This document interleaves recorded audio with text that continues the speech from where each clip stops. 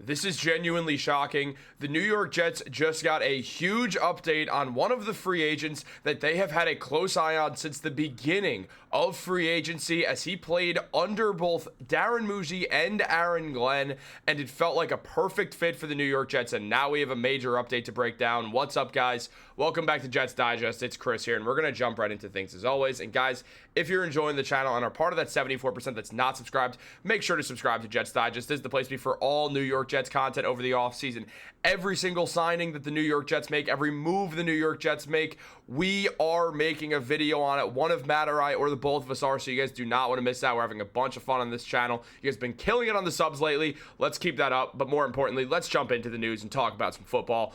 Darren Mougey and the New York Jets had a few players in mind once free agency instantly began. And one of the biggest names for that was a guy who also played under Aaron Glenn and was part of the team that drafted Darren Mougey, in Tim Patrick. Now, Tim Patrick is a wide receiver, a position that the New York Jets desperately need some help in, especially when it comes to a bigger body, and we will talk more about why they need a bigger bodied wide receiver later on. But it is important to note that the New York Jets needed another wide receiver, as they've obviously gotten rid of Davante Adams, who's now he's gone. He's on the Rams. No more Davante Adams for us.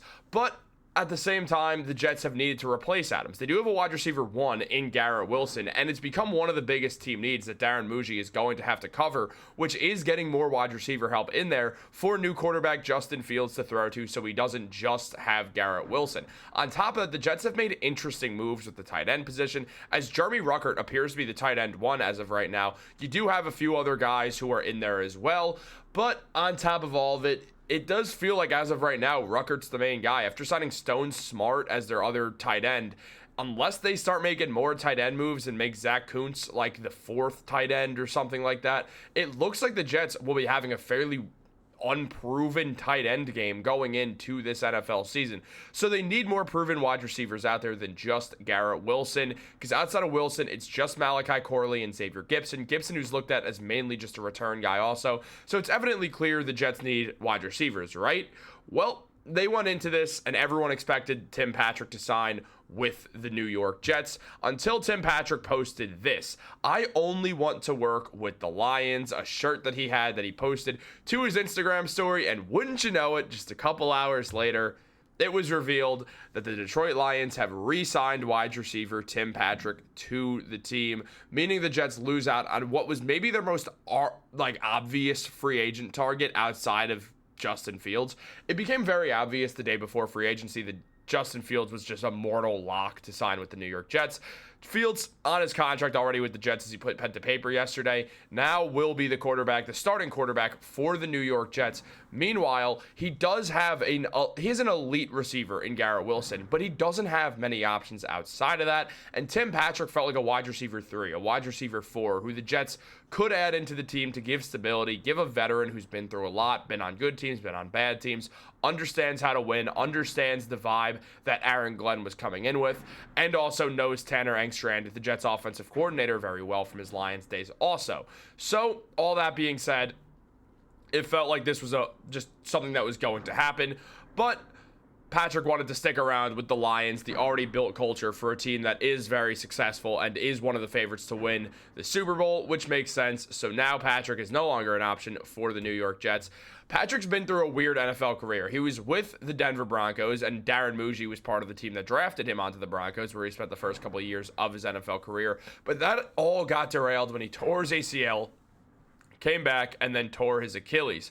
He has not played before the 2024 season. He missed both the 2023 and 22 seasons. The last time before 24 that he played was the 2021 NFL season with the Denver Broncos, but came back to the Detroit Lions after the Broncos waived him, and he had 33 receptions last year for 394 yards with 12 yards per reception and 3 touchdowns.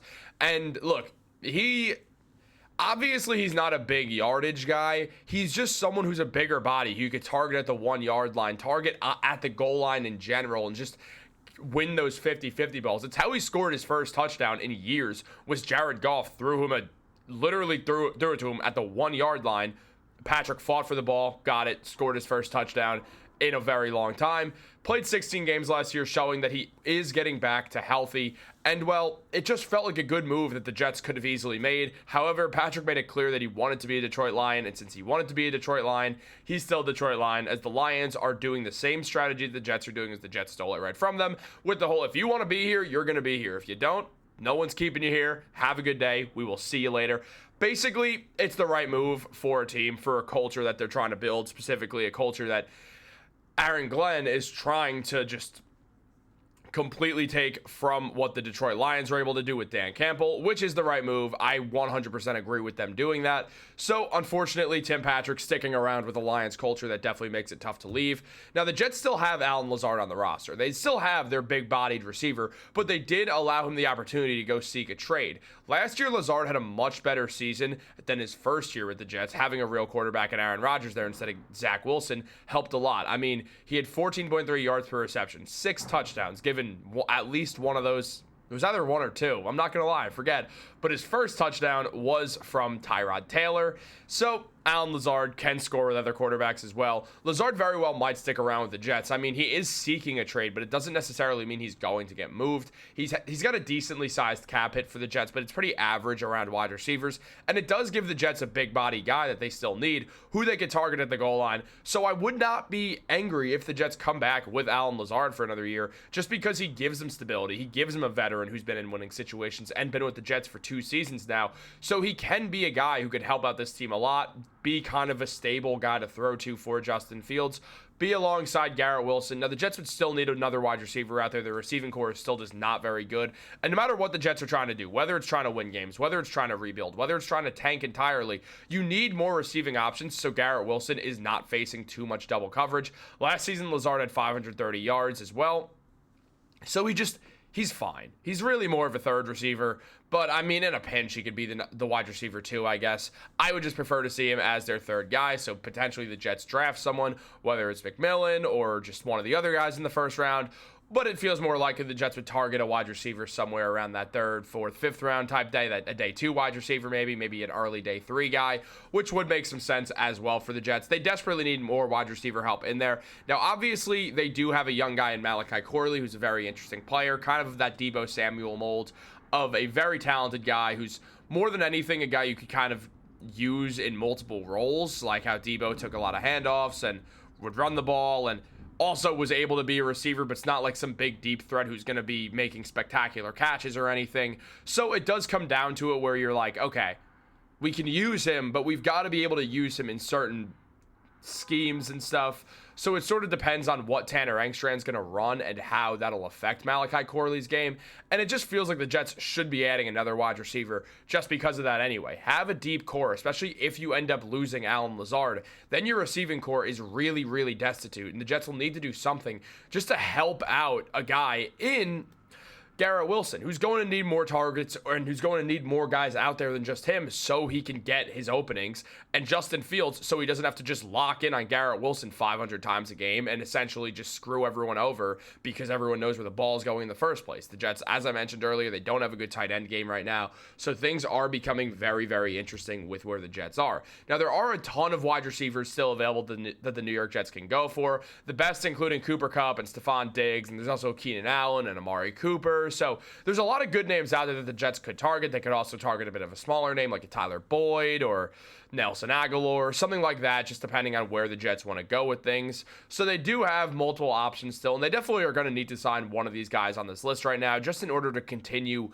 building up this team, getting some good options, making this team full of winners. Add a winning guy onto this roster. It's going to help. A guy like DJ Chark makes sense for the Jets if they get rid of Allen Lazard in a trade. Another big-bodied guy who would help is also a solid vertical threat as well. So it would give the Jets some stability there. There's a bunch of different names who you could pick out from here, and they would fit well with the New York Jets, and they're going to have to figure that out, absolutely. But let me know what you guys think. Who should they go for? What wide receiver should they go for? It felt like Tim Patrick was an obvious cheap signing that didn't end up working out for the Jets. So who do you want to see the Jets sign in free agency at the wide receiver position? Let me know in the comments down below. I'll be sure to get back to you. Like this video, subscribe, turn on post notifications. Have a great day, and go Jets.